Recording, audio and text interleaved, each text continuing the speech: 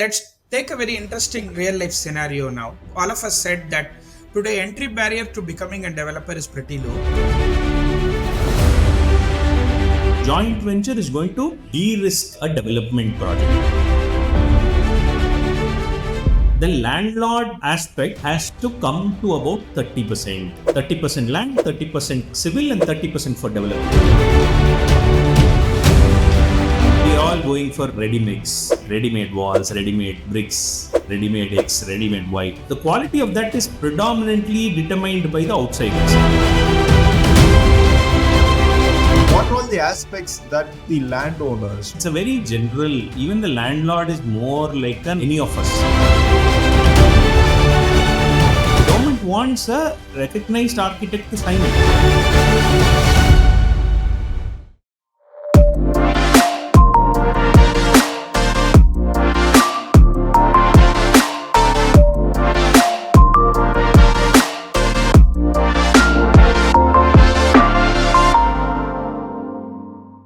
Happy to meet you for the next episode. I think we are starting to look forward to the recordings of these. We are hitting various different topics, and the hunger for knowledge is a perennial river, I guess. keeps over. Paves way for at least 7 to 8 new podcast episodes, and that's the beauty of our discussions that are going on. Definitely. I could see myself in a new perspective. Probably I'm able to, introspect, go past what we've done or what I'm part of as an industry and things like that. That's a different take altogether. This freewheeling helps many a times. Definitely.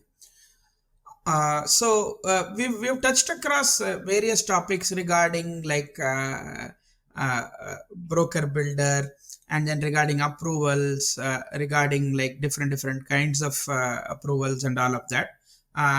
We spoke a little bit about RERA and all of that.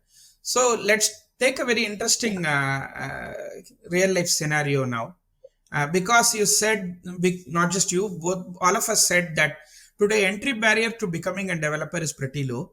In fact, the primary qualification, and especially as you grow from a newbie builder, if you really are good at your job for decades, like a Hiranandani or a DLF, obviously the number one priority is how can you do enough branding to raise capital and then manage that capital and guarantee good execution and kind of keep raising capital whenever you need at the right points of time and deliver to customers, so that loop is always there. You deliver, you get a good brand value, you get access to capital all the time. And when I say capital, it could be raising capital when you're starting the project from an institution, or raising capital from customers as you are starting to build, right? All of that comes with execution, right?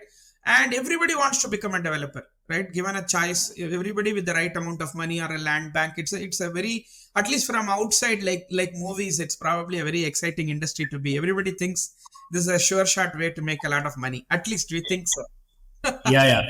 That's where I would like to just ask both of you as to why becoming a builder or a developer is always a fancy thing from outside. I'm just curious. The volume of transactions per ticket. Yes. As you always call it, it's the costliest consumer good, right? And the understanding belief is people do some kind of random math and say that, hey, there are like ridiculous margins at a unit level. So this is the business to be. If I can manage to get land for cheap, which you never get, it's another topic altogether. And I think I can just split this into apartments and then sell it at a ridiculous margin and make a money and settle for life. But I've never seen a builder settle for life. They just go on to the next project. There are few people who do it one-off just to settle, and people who do it as business will thrive, and they also risk to a maximum extent that they also get into trouble in certain places. How smart you play, how effective you are as a businessman when it comes to the matters. You guys seem, as soon as I asked the question, you guys seem to actually speak about the possibility of failing, right?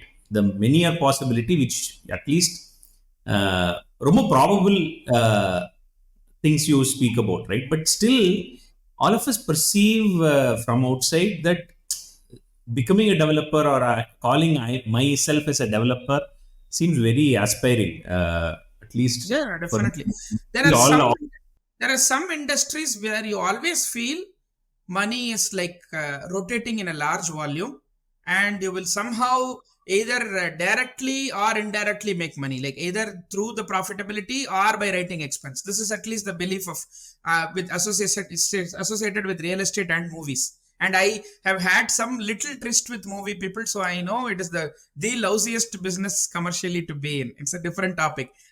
So like ridiculous odds, and like it's the closest way to putting money into a drain. But real please, estate, yeah, go on.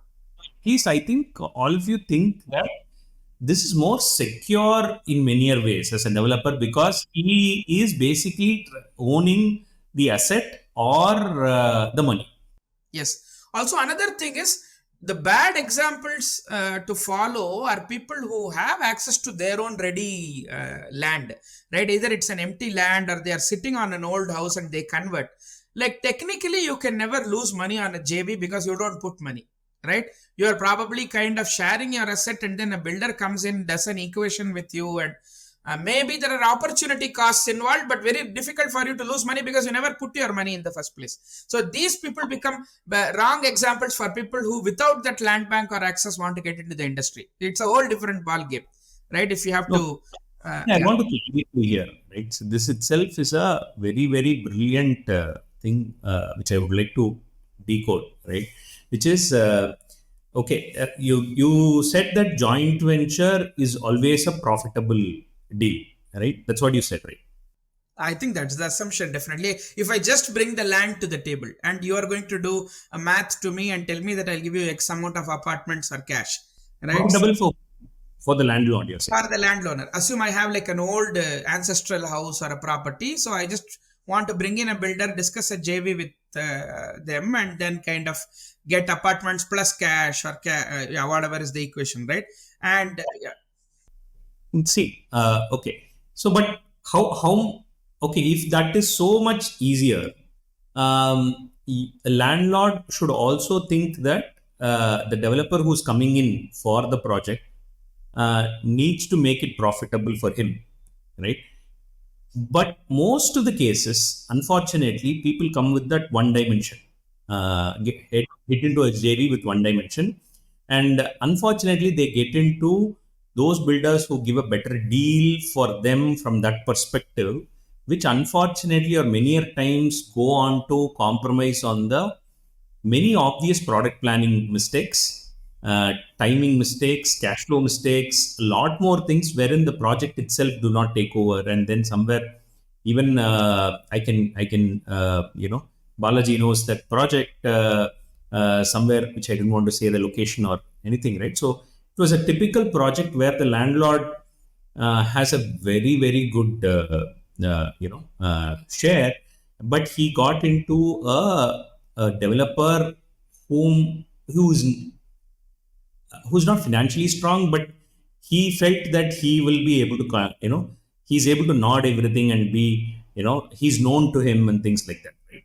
But unfortunately, because the developer was not strong, the project is got into a very much a tangle where it is point of no return, neither for the developer nor for the landlord. And already at about 30% of the project sold and probably 10-15% of construction, the project is stuck in a way that the even if more capital is put in, the MRP is 20%, right? The eventual MRP for next 5 years is minus 20%. So, right? So this sort of scenario is very easily possible, right? For example, though that landlord is an serial entrepreneur. He's like 30, 40, 50 years, couple of generation, big time landlord. A business owner who owns a land, and on the other side, the developer is not a newbie. This is probably his sixth, seventh, eighth project. But in spite of it, this marriage or this engagement of joint venture was flawed. Okay, so let's understand very simply two things, right? how I completely agree. Joint venture is going to de-risk a development project. See, if a project has three players, right? One is the capital involved for construction, another is land cost, another is the execution cost, right? Which is the developer's cost, the development cost. Let's take these three as the primary aspect. Under development, I bring the architectural design, approval, right? Marketing, sales, all of these things. Let's group it as development. Construction, civil, let's call it as right from structural, civil executions, brick and mortar work, right, to handing over, right, and then that procuring of material to execution, right. So let's call that as civil side.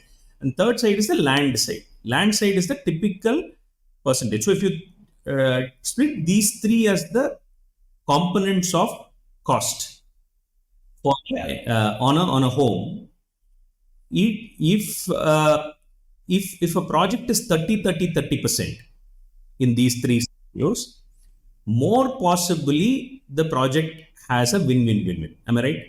Yes. So okay. So if the land is getting at about 60%, and construction plus development gets a 40%, what happens? then you are not giving enough There is a construction. skewed value proposition. Finance is a Think- problem. Financing about is you're not planning for financing and financing Yeah. costs and stuff like that. Let's assume the other way, right? So 60% goes to construction and development. Landlord gets a 40%. How good is this project? There is good scope for executing the project well, but then you have to kind of find a gullible landowner or like plus again financing. You're not giving any plans for any bandwidth for financial delays, cost of finance and all of that, working capital So, management. last perspective of 60% towards construction and development and 40% towards land seems favorable for a project completion. Am I right? Yes. Okay. Keep that aside.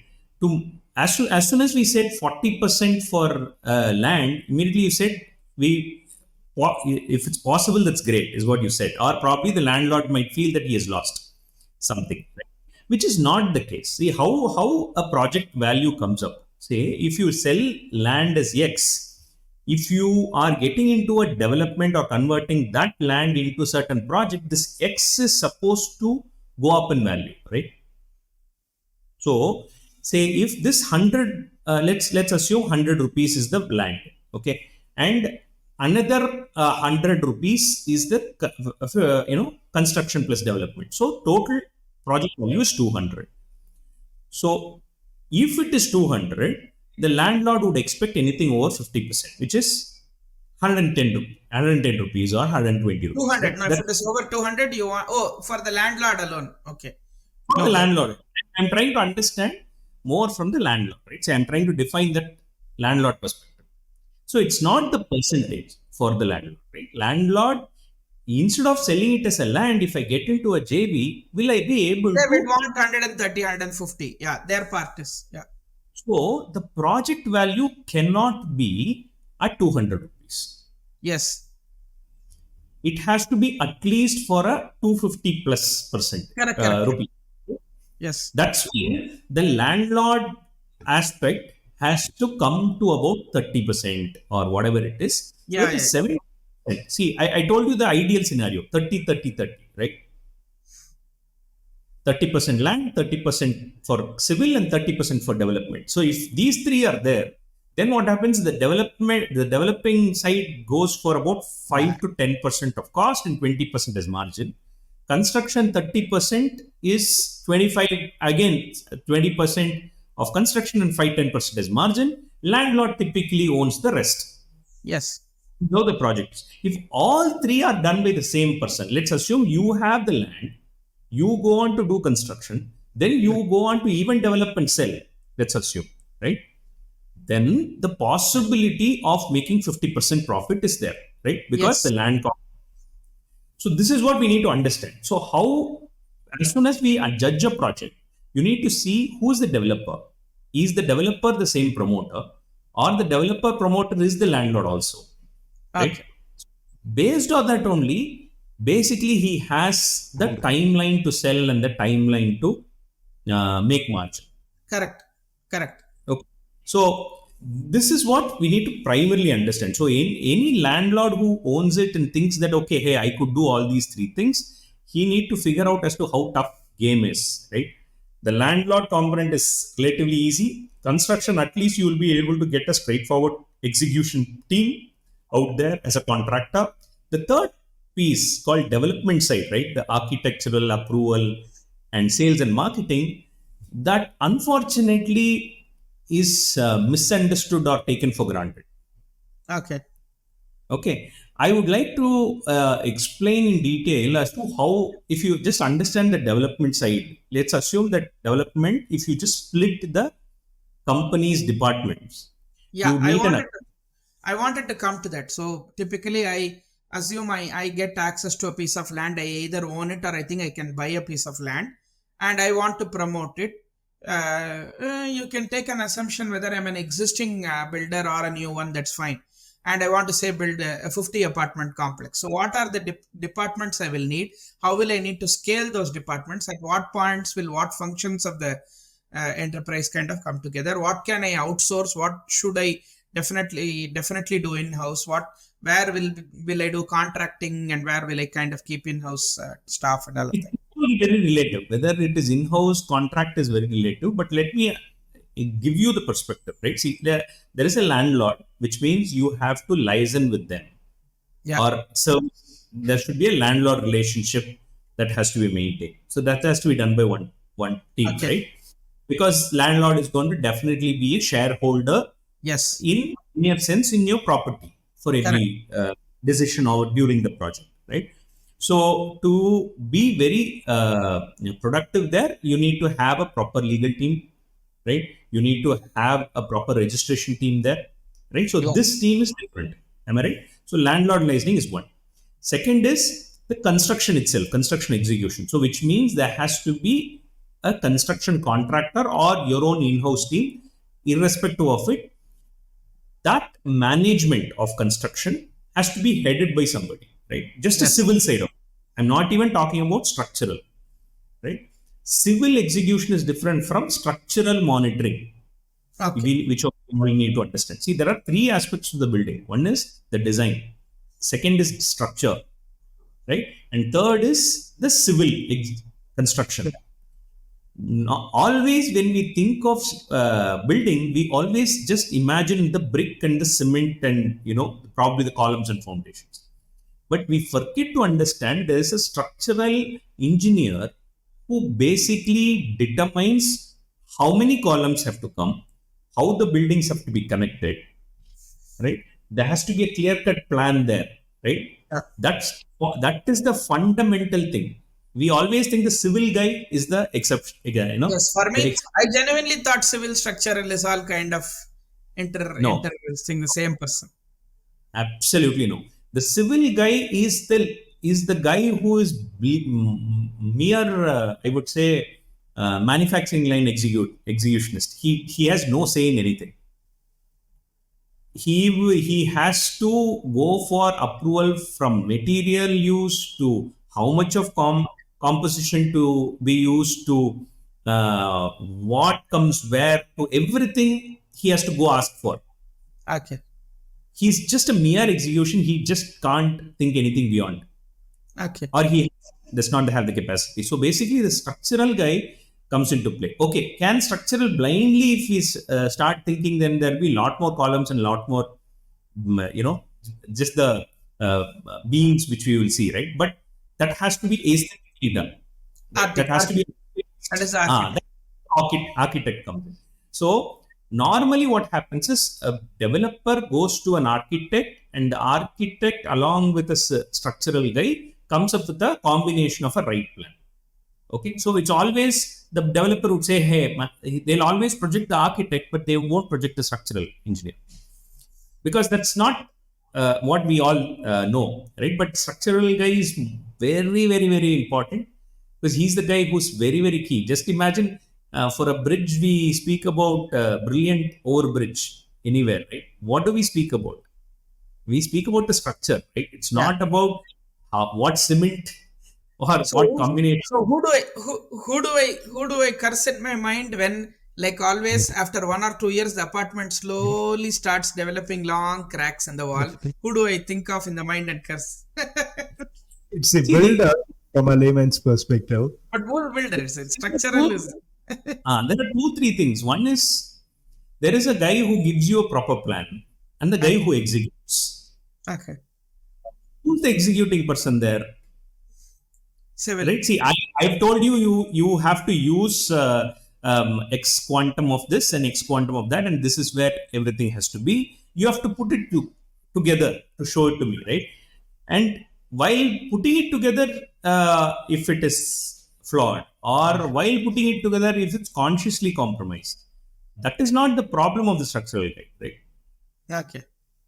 Structural Go guy on. can blend what he also had today. Unfortunately, we also do not have as a country or as a planet, we do not have that many tools or mechanism to check certain structural work. What Okay. today we are all going for ready mix, right? Ready made in many things, right? Ready made walls, ready made bricks, ready made X, ready made Y, right? So mm, the quality of that is predominantly determined by the outsiders, right? I mean, there is so there are variability. Yeah, There yeah. are a lot of Go variability on. here. So continuing back to the different departments, right? So in construction and in execution, these three are there. But what about other finance approvals, all of Yeah. that? Now coming to this developer. So these two, one is the landlord where the legal team comes in and then the um, registration comes. Civil engineer, again, there is an in-house civil management team or chief civil engineer who must get his act together with license with the structural engineer and also with the architect to get the product done. Before which the developer boardroom exists, right? Developer office exists, which is the developer cannot ignore these two. Then what he has inside is he need to have a proper accounts team. Why? Because without capital, it's a capital intensive execution, right? Yeah. Yeah. Which means if there's no proper financial management, Yeah. then the project is going to have a so finance plays a very very vital role, right? Yeah. Next comes the capital, right? How you manage finances from more from the accounting department, then comes from the capital. So how are you managing the capital required to when I say capital, it's more the cash flow, right? How are you Yeah. going to manage a consistent cash flow which needs to pump in to manage it, right? So this Yeah, is yeah. There second. is, there is more the strategic things like getting finance at the right time, getting the right amount of like financing from the banks on the right dates, and then there is more tactical things like petty cash management, paying daily wages, paying salaries to the employees, and stuff like that, right? So all of this across the. You're just talking about outflows. I'm talking about inflow. Okay. Yeah, accounts is largely about, so that is where finance and accounts comes. Accounts is largely about managing day-to-day cash flow, paying your employees, contractors, everything. Those And are then outflows. How are you going to manage your inflow? Who is going to determine? That is very, very key. The Since it most is actual thing is the market that's potentially funding you altogether. And how are you going to structure everything right? That's pretty technical, and we need to take this conversation forward. it depends on which project and what's the founder like, right? So that's where entry barrier being zero is very dangerous, right? People with no financial, around capital raising capacity or cash flow, or if they don't have knowledge how to check on the balance sheet, what is right, what is wrong, how to raise or how to raise a capital at what cost. If they don't know this, then the entire scheme of things is going to flip. Okay, this one let's not get into it. yeah, That's a topic by itself. So this is one, right? So there is a proper CEO or a financial expert who understands cash inflow, right, and the cash outflow. I'm consciously saying cash in is first and then cash out first, okay, for a yeah, reason. So that is one. Second is the purchase department, right? See the quantum of materials which has to, be purchased. At what cost? At what time? Is it just in time, right? Or also the standards with which it has to be done, right? Based on the cash flow, it has to be done. So the purchase management itself is a big difference. How are you going to, if you don't have materials coming in on time, then the labor is going to stand still on the site, which itself is a cost, right? So Yeah, there is a huge cost involved, right? So there is an operational guy who has to daily understand what is this, just like a movie, right? If today we yeah, speak about per day of a movie is 1 crore rupees shooting of a for big yeah. budgets, right? Typically I do not know how many developers or how many landlords know what's their per day or a per week Daily burn. sort of a Yeah, what are the burn. phases of the project? And then in active development, what is the daily burn or daily spend on the project, right? Literally in peak size. And So then as you this is finish off, yeah. So this itself is another piece. So which means under developer, I've spoken about accounting, I've spoken about purchase department, I've spoken about the civil head, and there is a legal head who is going to liaison with customers and the registration basically, right? And still, I have not spoken about the marketing and sales, right? So next comes the sales, customer care, and probably the customer care yeah, could go along with can you, lead. yeah, can you repeat a little bit because you froze for a bit? So we stop. Can we restart from the part where we said daily burn of a project? Yeah, Yeah. So yeah, there is a exceptional dimension to this is where people need to understand is what would be their daily burn, right? Vis-a-vis how much of inflow is coming from where? Is the inflow coming okay, from a debt from a bank or a customer paying for it, right? These are okay, two different aspects, right? correct. From this, these are the perspectives which a developer needs to think, or even a Okay, landlord needs to think for entering into a project, right? So, landlord, because the entry barrier is zero, we always take things for granted. Just imagine, correct. just see this applies for a 50 unit home, 50 unit project, right? It is no less, irrespective of 50 units or 500 houses or 50,000 houses, you need to do these operations. Apart from this, there is sales, there is marketing, there is customer side touch point mechanisms, which most of us know what it is, right? So Yes. all these permutation combination, 360-degree, how many builder offices are equipped in India? Yeah, I'm to draw a parallel to movie industry because I understand that industry a little bit, although I'm no producer or actor, but I have worked, I have at least interacted enough with people in the industry. What you say is akin to like those 70s and 80s. This has happened a lot, at least in Tamil Nadu, if I know. Like some of these rich farmers or industrialists from villages and tier three towns would come to Chennai or like bigger cities and come with like a bag of cash and say, hey, like I have all the money that I want in my life. I want legacy. So I want to get into film production. Take this money and like make a movie for me. I just want that name, that branding, that legacy, and then getting totally burnt. Like not just the money they brought, like literally to the point of their personal assets and So, this thing. Because it is as they say, as they use the common word today, right? This is not for beginners. So, because people think that being a producer is just bringing money, right? So similarly, people think that being a property developer is just bringing in the money. No, or bringing in the land. It is not at all that, right? So it's much not beyond just that. bringing land and formulating a project. Basically, he has started, kick-started. Starting is not about getting launched, right? Yeah. So And it's when a you bring a different. and when you bring a bag of money, nobody says no. And then when you start getting Obviously, execution, obviously. So, So I have a so little curiosity over here. You talk about coming with a bag of cash. Let's assume there is somebody with a large parcel of land. Trying to uh, get through a joint venture kind of a project with a developer.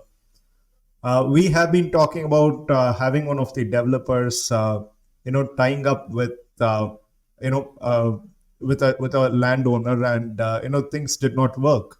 The property is in a point of no return at this point of time. What makes a developer qualified for a project? That's question number one.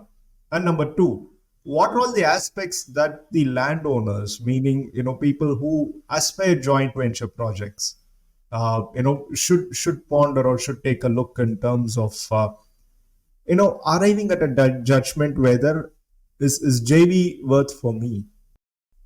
See, that's why I'm saying it's a very very general. Even the landlord is more like an open. Any of us, right? Individual buyer is no different. Uh, is from a. I mean, individual buyer is no different from a landlord. Landlord is no different from an individual buyer in the scope of judging a project or judging a developer, right? So if you typically see in this entire scenario, right, the developer is becoming the center point. If you typically understand who everybody are trying to judge or looking upon is the developer, right? The brokers, the banks, or the builder, the landlord or the buyer, whoever you take, all the stakeholders are basically looking upon on the developer.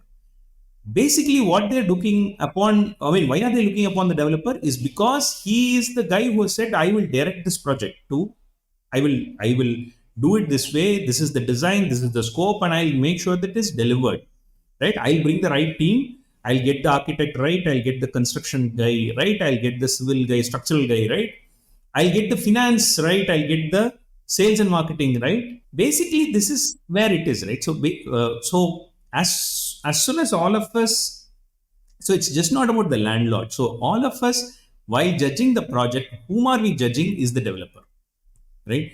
And how to judge a developer or how to judge a project are invariably the same.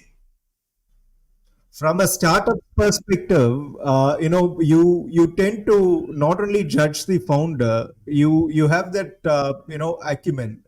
Us, we talk a lot about startup, that we also judge from where the investment comes in, and we kind of empathize with the founders, right? Is that something similar? But this comprehension is not there in the industry, in the real estate. Drop, yeah, draw parallels. We need to understand how, whether the developer is market fit. Yeah, Okay. yeah. Does he have enough? I mean, how much of burn he has in the bank, and is he positioned in a place where too much of competition exists or not, or does he have a good time to sell? So all of these things is very common to developer. So I mean, just trying to be I mean, I smart. get you. I get you. I'm, just So like Badri drawing parallels from movie, I'm drawing parallels from the startup. because especially I drew parallel between both of these, because you typically, the first assumption is if you have money and connections, you can make it in these two industries, and more people burn their hands than those who like come out unscathed and like no difference. No difference, and people tend to misunderstand or misjudge because all of these things happen as a B2B, right? We from the market, including the landlords, including the banks, right? Buyers, brokers, all of us judge a developer merely by their cover, right? But we fail to even judge a builder by his office, by the team what he has. None of us judge. We judge based on the brochure what he gives us, we judge yeah, based on the elevation what is shown to us, right? That's the problem of it, because I think it's equally we've failed to know see through the cover. yeah, yeah, We yeah, yeah. we have assumed that projects are very much straightforward and whatever is shown could be done by anybody and everybody, which Yeah. is not the case. And even though, as I said, last episode we spoke, right? So when somebody is actually going and filing for an approval with the government wants a recognized architect to sign it. There has to be a recognized structural engineer who has to sign it. There has to be a town planning guy who has to sign it. There has to be a local panchayat who has to sign it. And then there are environmental who has to sign it. Why government is trying to make all of these things happen is he's not going to take a blind word of or a capital capacity of a developer. That is not Correct. how.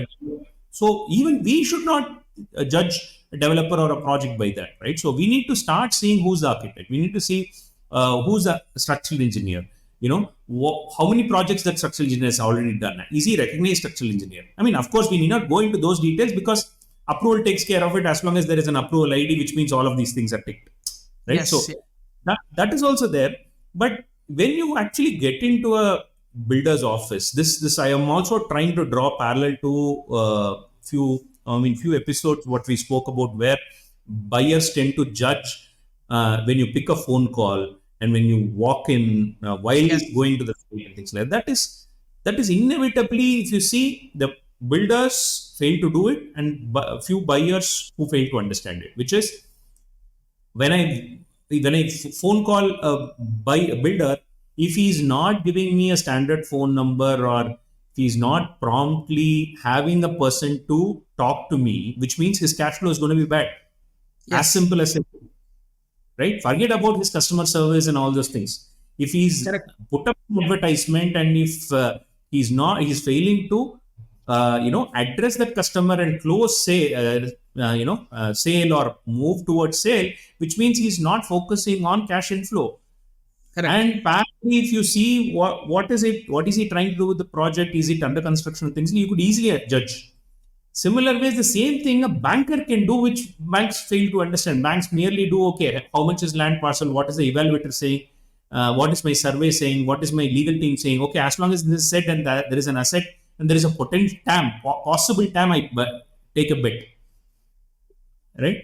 That's how it happens. So, a broker, for instance, again, I mean, brokers are pity guys, right? So, we'll talk about that later. So typically, where this is all coming is the developers underestimate before they start. Landlord underestimate before they start. So whoever underestimates, there is more chances or likelihood they're going to get burnt. Yeah, they are going to get stuck.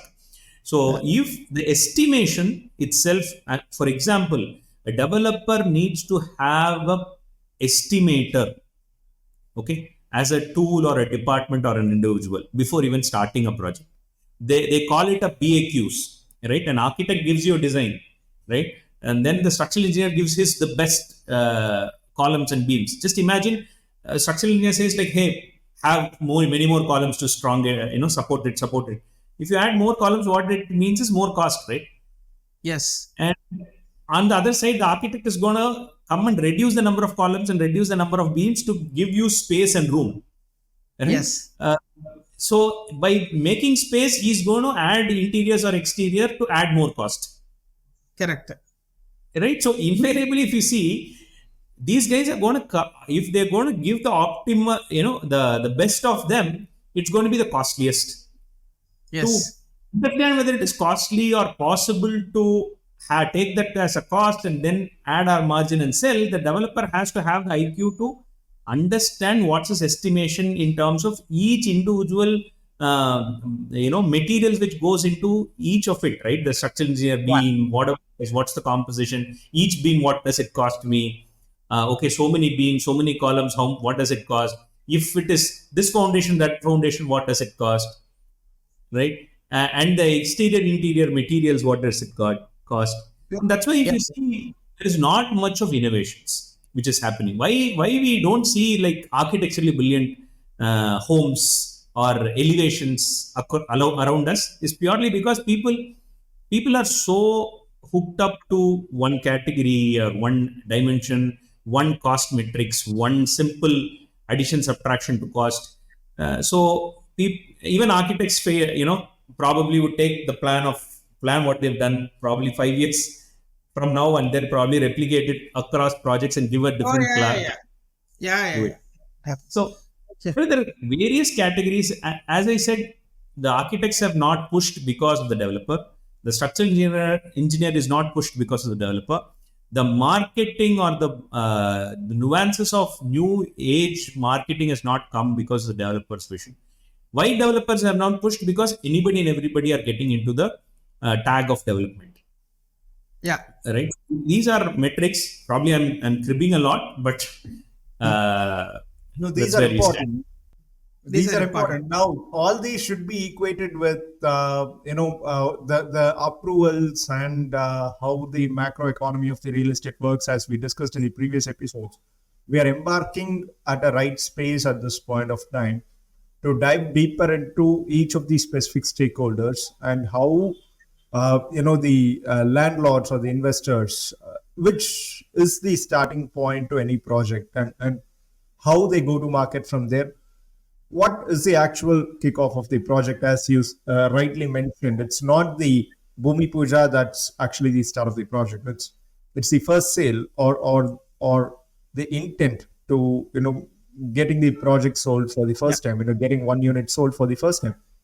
I would say intent to, Yep. not intent to handing over. Exactly, intent to handing. I meant that actually. Yeah. Yeah. So how disciplined they are and how promising they are in terms of the timeline that they give and so on. I think this is setting a tone. This episode is setting a tone at this point of time to Basically, actually dive deeper. add here, I understand, Balaji, is that we have defined the problems, right? We have defined the problem or allowing everybody to judge the developer is right. So we are all encouraging developers to, but what we also have to do is, or developers have to do is that developers' margins have not gone past 20-25%. If you typically see the 30-30-30 rule, what I gave you, the developer as a separate piece don't see anything beyond 25% wildly, right? The least is 15%, 10-15% to 20-25%, right? So this is the range with which a developer operates. For him to make that margin, he needs to solve all these things. How can he solve all these things? The only possible way is templatizing the entire scheme in a form of technology, right? Yeah. Because these are something which, so how do we do that and things like that is probably which we can possibly take it up in the next episode. Or I was exactly embarking on this, and given the complexity of the stakeholders here, right from the regulatory body, when you spoke about having approvals from multiple places, to having multiple hands trying to complete one project, it's a long shot, and I think a lot of coordinations are required, and to stay abreast of things, to give confidence to the investor or the landlord of a property is something that we'll have to recircle back to. And I think we need to revolve around how are we going to convince one person at this point of time, meaning the landlord as a developer. And as somebody who will coordinate with every other stakeholders into completing a project and handing over to respective possessors of units out of a certain project. I think that would be a great start for the next episode, queuing in from how we'd like to conclude today right now. Okay. Thanks so much. We will see you then. yeah, sure. See you guys. Bye. See you. Bye.